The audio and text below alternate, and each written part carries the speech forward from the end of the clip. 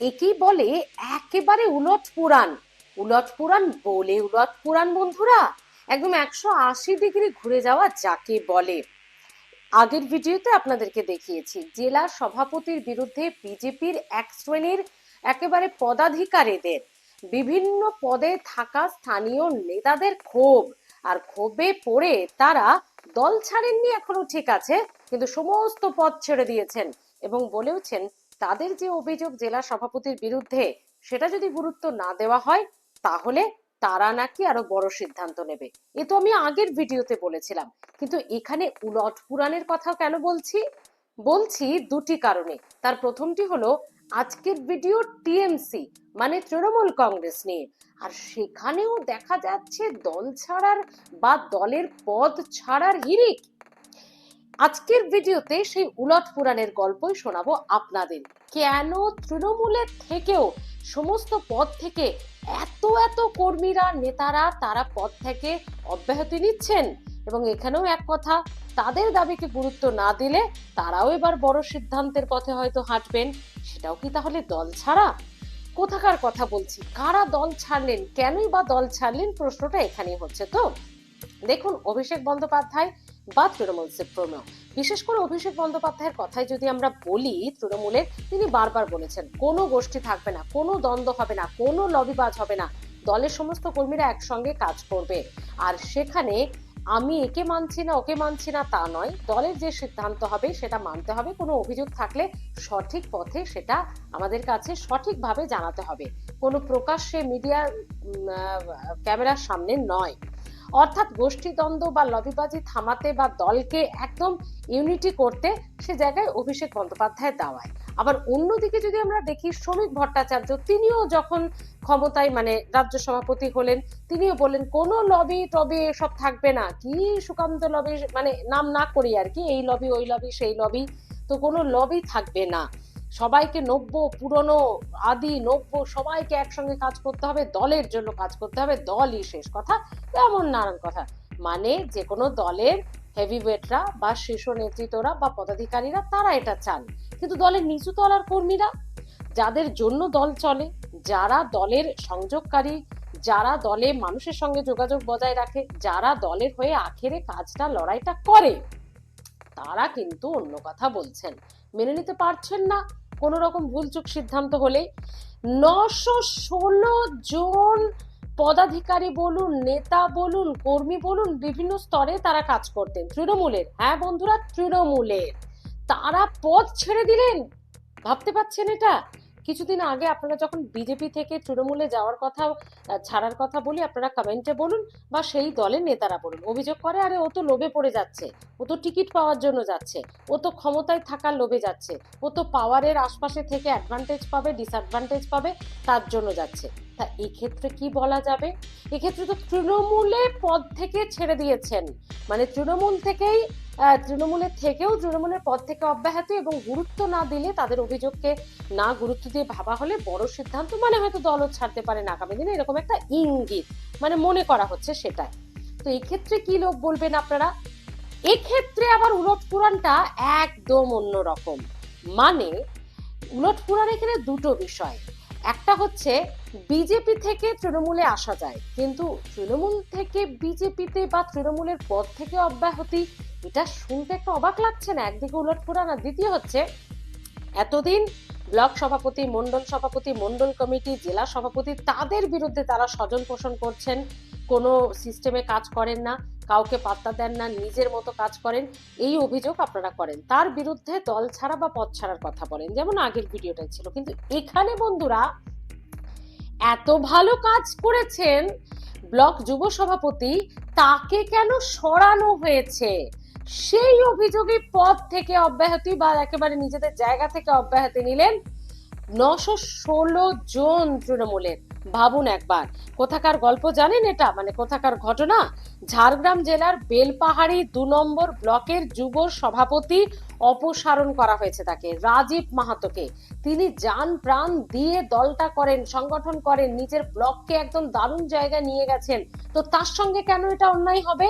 সেই অন্যায় তার দলের কর্মীরাই একাংশের মেনে নিতে পারছেন না। এই ধরুন বিভিন্ন অঞ্চল সভাপতি থেকে শুরু করে বিভিন্ন পদে মানে তার অধস্তন যারা রয়েছেন তারা মেনে নিতে পারছেন না।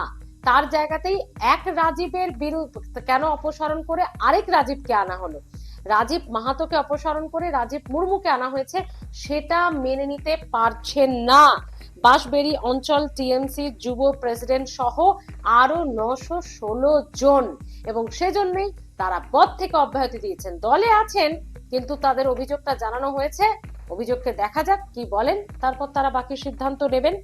তার মানে কি দেখা গেল এখানে এত ভালো কাজ করেছেন এই রাজীব মাহাতো, ঝাড়গ্রাম জেলার বেলপাহাড়ি 2 নম্বর ব্লকের সভাপতি, যুব সভাপতি, তিনি এত ভালো কাজ করেছেন, তিনি একটা সময় চাকরি পর্যন্ত ছেড়েছেন দল করবেন, সংগঠন করবেন, দলের কাজ করবেন, ব্লকের কাজ করবেন বলে।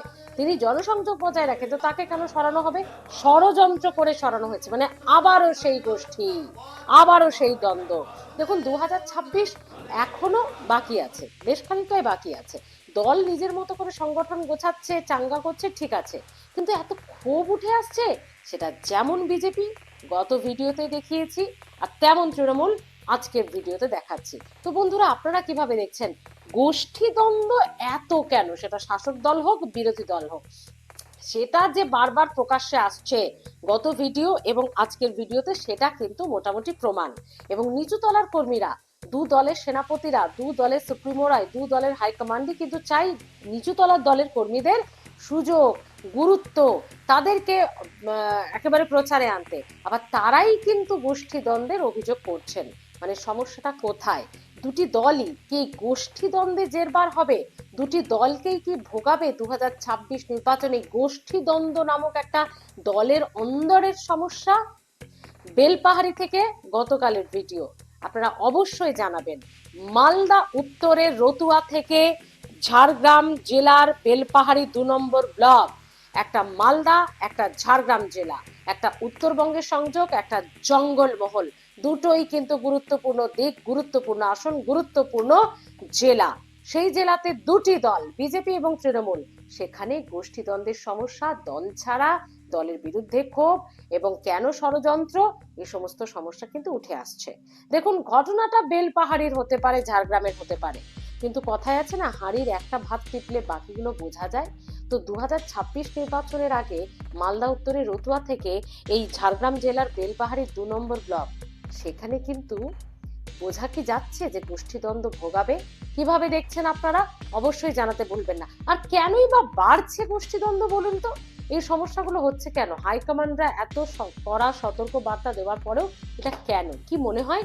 আর আসুন তাহলে যেতে যেতে এটা শুনিনি বাঁশবেড়িয়া অঞ্চল টিএমসি যুব প্রেসিডেন্ট তিনি কি বলছেন, কেন ক্ষোভ তাদের, কোথায় সমস্যা তাদের, রাজীব মাহাতোর জায়গায় রাজীব মুর্মু নয় কেন, শুনুন।